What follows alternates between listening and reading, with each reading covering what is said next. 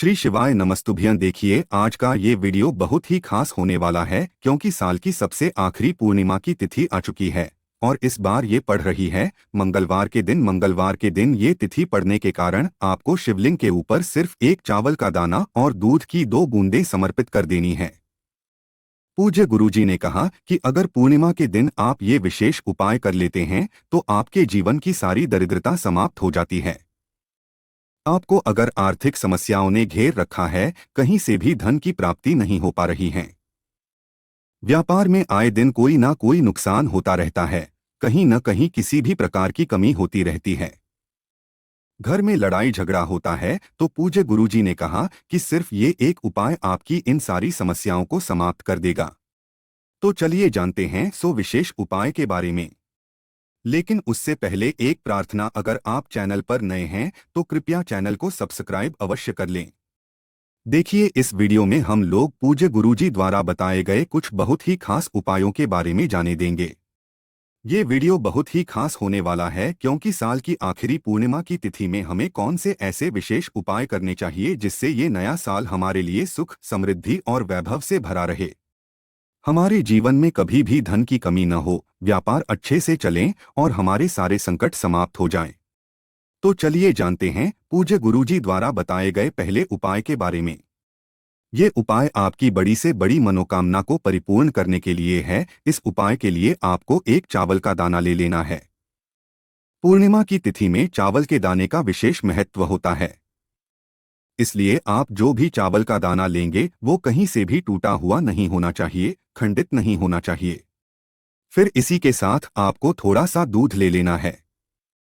दूध आप 1 चम्मच या 2 चम्मच या आधा चम्मच, जितना भी आपके पास मिल जाए उतना आप ले सकते हैं। किसी भी स्टील के पात्र में आप थोड़ा सा दूध ले लीजिए। आपको थोड़ा सा कच्चा दूध ले लेना है।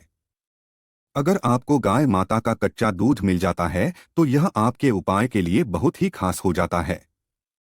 फिर इसी के साथ आपको 1 लोटा जल लेना है। तांबे के पात्र में आप 1 लोटा जल ले लीजिए।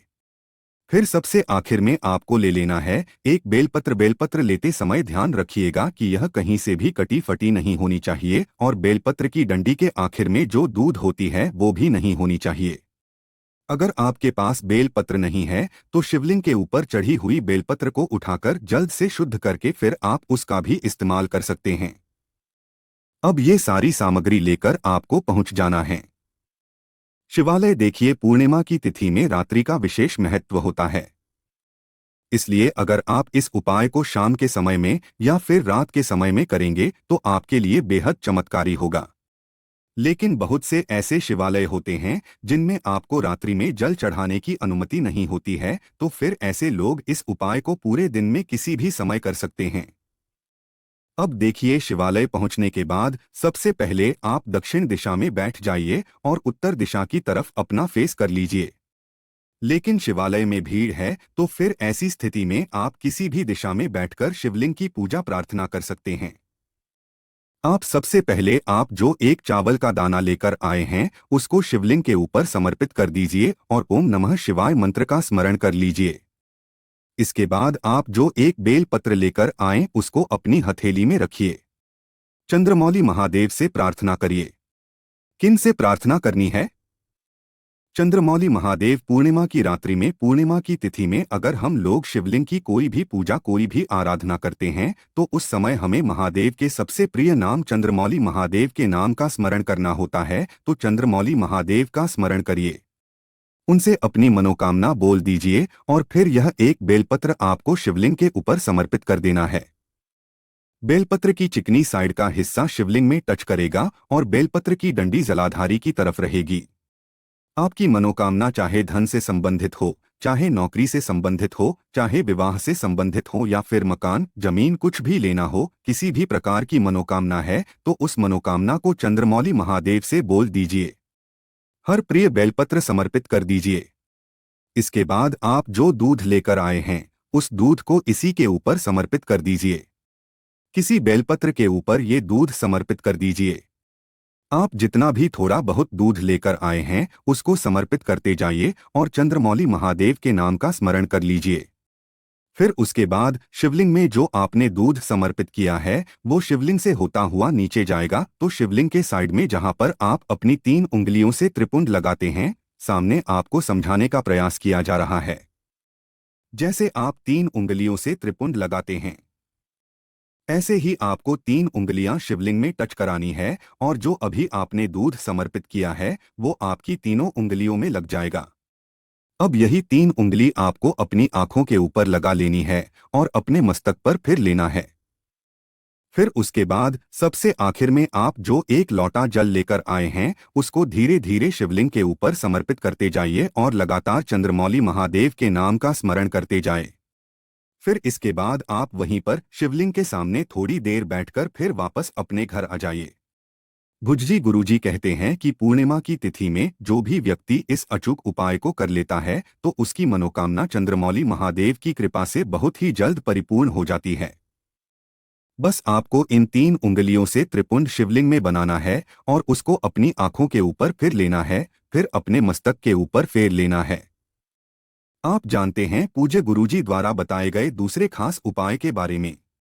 ये उपाय आपको माता लक्ष्मी को प्रसन्न करने के लिए तथा भगवान नारायण को प्रसन्न करने के लिए करना है, जिससे आपके जीवन में धन धान्य की कभी भी कमी ना हो। देखें, इस उपाय के लिए आपको 1 लोटा जल ले लेना है। स्टील के पात्र में आपको जल ले लेना है। स्टील के पात्र में आपको जल ले लेना है। फिर सबसे आखिर में 1 या 2 चम्मच या फिर आधा चम्मच आप गाय का कच्चा दूध इसमें मिला लीजिए। फिर इसी के साथ आपको 11 चावल के दाने ले लेने हैं और सबसे आखिर में आपको 1 चुटकी शुद्ध पीसी हुई हल्दी लेनी है। अब ये सारी सामग्री लेकर आपको पहुंच जाना है अपने घर पर तुलसी जी के पौधे के सामने। आप देखिए, तुलसी के पौधे के सामने पहुंचकर आप जो है 11 चावल के दाने लेकर आए हैं उनको एक एक करके इसी 1 लोटे जल में डालते जाएं और ओम नमो भगवते वासुदेवाय इस मंत्र का स्मरण करते जाइए। फिर उसके बाद आप जो 1 चुटकी हल्दी लेकर आए हैं उसको भी सी 1 लोटे जल में डाल दीजिए और वो नमो भगवते वासुदेवाय मंत्र का स्मरण कर लीजिए। फिर अब आपका ये जो 1 लोटे जल का मिश्रण तैयार हुआ है, इसको तुलसी जी के पौधे में धीरे धीरे समर्पित करते जाइए और ओम नमो भगवते वासुदेवाय इस मंत्र का कम से कम 11 बार या 21 बार या 51 बार या 108 बार, जितना भी आपके पास समय हो उतनी देर बैठकर आप इस मंत्र का जाप कर लीजिए। उसके बाद आपकी जो भी मनोकामना है, जो धन प्राप्ति से संबंधित समस्या चल रही है, जिसकी वजह से आपका व्यापार नहीं चल पा रहा है, धन की बरकत आपके घर पर नहीं हो पा रही है, तो आपको तुलसी जी के पौधे के नीचे जो मिट्टी है उसमें अपनी हथेली रखनी है और अपनी मनोकामना बोल देनी है। देखिए, तुलसी के पौधे के आसपास जो मिट्टी है जिसमें अभी आपने जल समर्पित किया है वो गीली हो गई है। इसी मिट्टी में आपको अपना हाथ रखना है और अपनी मनोकामना बोल देनी है। फिर उसके बाद वापस आ जाना है। पूज्य गुरुजी कहते हैं कि पूर्णिमा की तिथि में इस उपाय को आप शाम को सूर्यास्त के पहले करिएगा। सूर्यास्त के बाद आप इस उपाय को नहीं कर सकते हैं।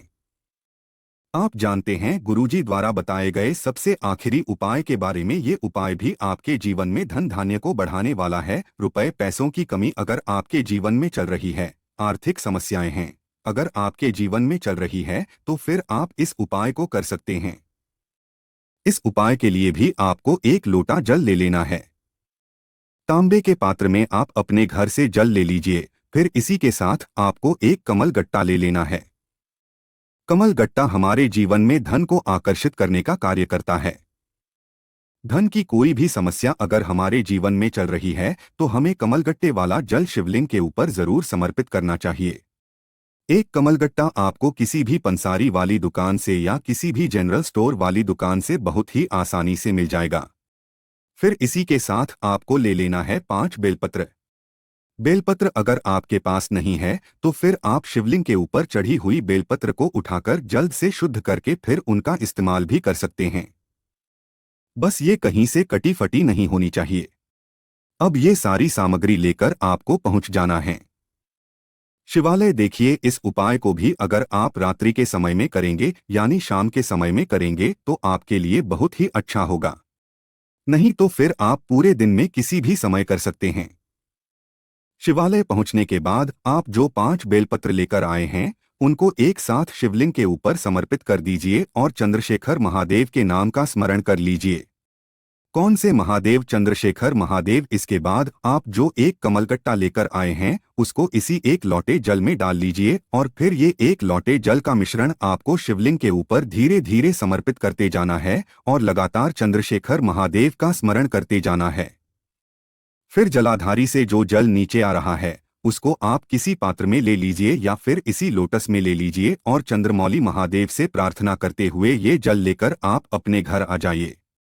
अब उसी रात्रि में, पूर्णिमा की ही रात्रि में, आपको ये जल अपने घर पर पूरे घर के एक एक कोने में आपको छिड़काव कर देना है और जिस भी व्यक्ति का व्यापार चल रहा है या फिर आपके घर का जो भी मुखिया है उस मुखिया को आप इस जल का आचमन करा देंगे।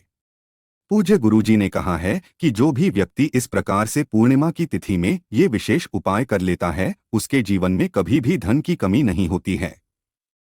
तो दोस्तों, ये थे पूज्य गुरुजी द्वारा बताए गए कुछ बहुत ही खास उपाय। अगर आपको जानकारी अच्छी लगी हो तो वीडियो लाइक करिएगा। मिलते हैं फिर एक नया वीडियो के साथ।